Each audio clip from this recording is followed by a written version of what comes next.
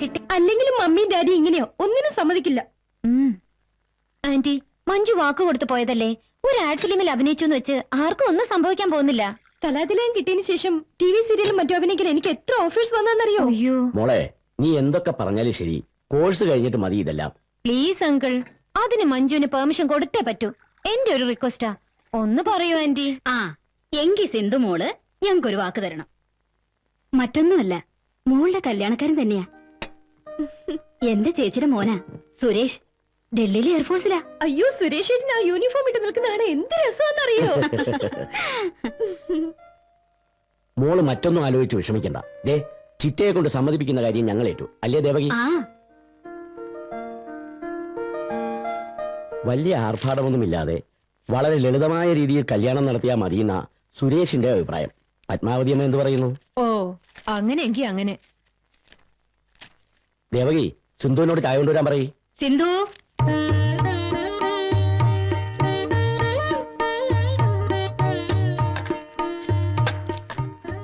ദാ, നിങ്ങൾക്ക് എന്തെങ്കിലും സംസാരിക്കണമെങ്കിൽ ആകാം. അത് ഞങ്ങൾ ഡൽഹിയിൽ പോകുന്ന വഴിക്ക് സംസാരിച്ചോളാം. അല്ലേ സിന്ധു?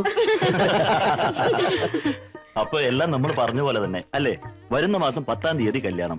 അത് ഇവിടെ വെച്ച് നടത്തണമെന്ന് ഇപ്പൊ തന്നെ അങ്ങ് തീരുമാനിക്കാം. എന്താ പത്മാവതി? ഇത്രയൊക്കെ തീരുമാനിച്ച സ്ഥിതിക്ക് ഇത് നിങ്ങളൊക്കെ അങ്ങ് തീരുമാനിച്ചാ മതി. എല്ലാ പ്രതീക്ഷകളും അസ്തമിക്കുകയായിരുന്നു.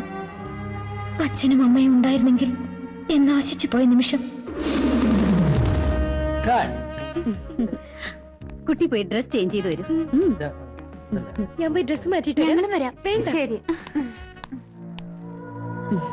കുട്ടിയുടെ പെർഫോമൻസിനെ കുറിച്ച് എല്ലാവർക്കും നല്ല അഭിപ്രായമാണ്. താങ്ക്സ്. ആ അടുത്ത ഡ്രസ് ചേഞ്ച് ചെയ്താ. അയ്യേ, ഞാൻ ഈ ചുരിദാർ ഇട്ടോളാം. ശരീരം മുഴുവനും മൂടിപ്പൊതിഞ്ഞു നിന്നാ ഒരു അട്രാക്ഷനും ഉണ്ടാവില്ല. ഇതൊരു ആഡ് ഫിലിം അല്ല കുട്ടി. ആ ഷൂട്ട് ചെയ്യുമ്പോഴേ പറയണമെന്ന് വിചാരിച്ചതാ. ഇതൊക്കെ മൂടി വെക്കുന്നത് എന്താ ഇത്? ഇതൊന്നും എനിക്കിഷ്ടമല്ല. ഇത്ര മോഡേൺ ആയിട്ട് അഭിനയിക്കണമെന്ന് എന്നോട് പറഞ്ഞിട്ടില്ല. ഈ ഡ്രസ് ഇടാൻ എനിക്ക് ബുദ്ധിമുട്ടുണ്ട്. കുട്ടിക്ക് ഇഷ്ടമല്ലെങ്കിൽ ഞാൻ നിർബന്ധിക്കുന്നില്ല. Take it easy. Okay, bye.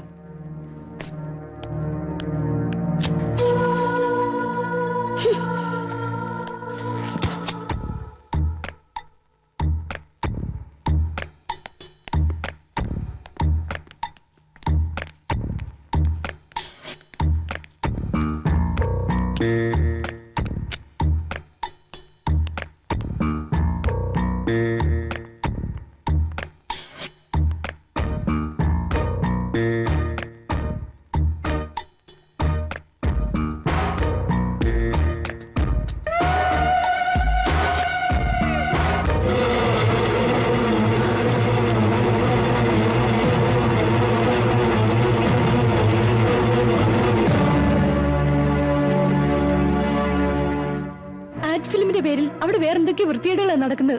നമുക്കുടനെ പോലീസിൽ വിവരം അറിയിക്കണം. അത് വേണോ? വേണം. നിന്നെ പോലെ ഒന്നും അറിയാത്ത പാവം പെൺകുട്ടികൾ ഇനി അവരുടെ വലയിൽ ചെന്ന് വീഴുന്നതിന് മുമ്പേ പോലീസ് വിവരം അറിയിച്ചേ പറ്റൂ.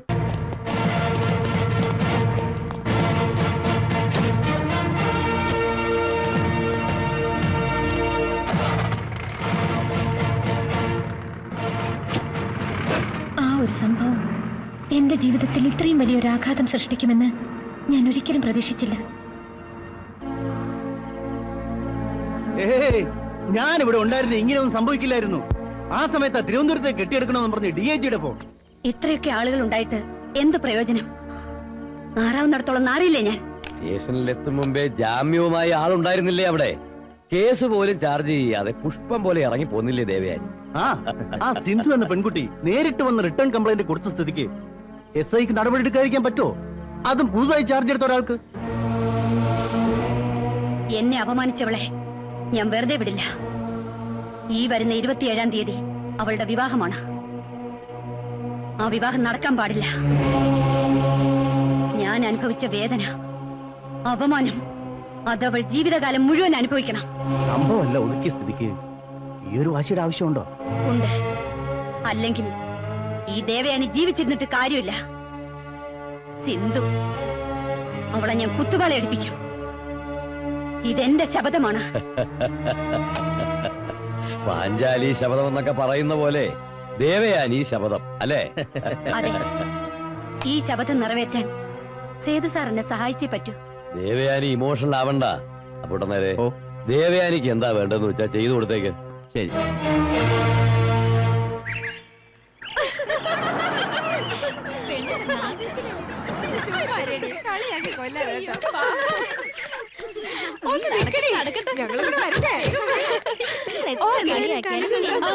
ഹലോ, ഞാൻ വെയിറ്റ് ചെയ്യായിരുന്നു ഇത്ര നേരം.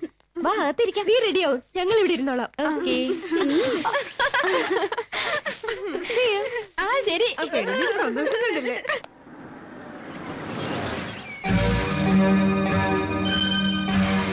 മാഡം, ഒരു ഫോണുണ്ട്. 1 minute.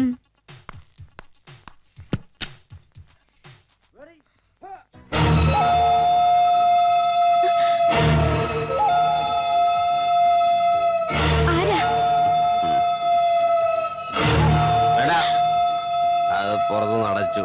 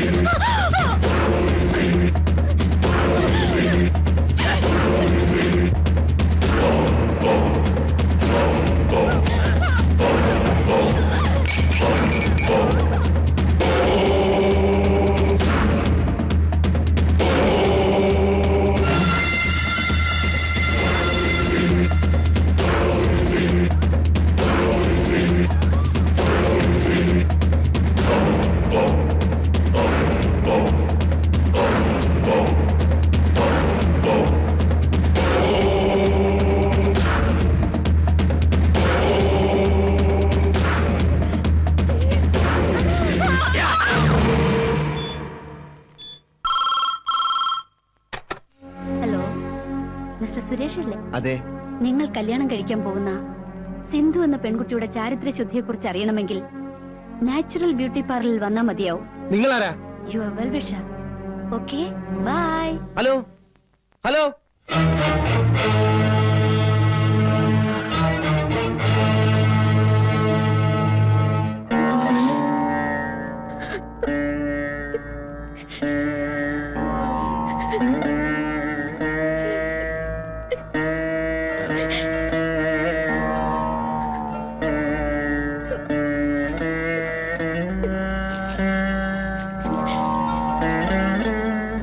ഇതാ 500 രൂപ.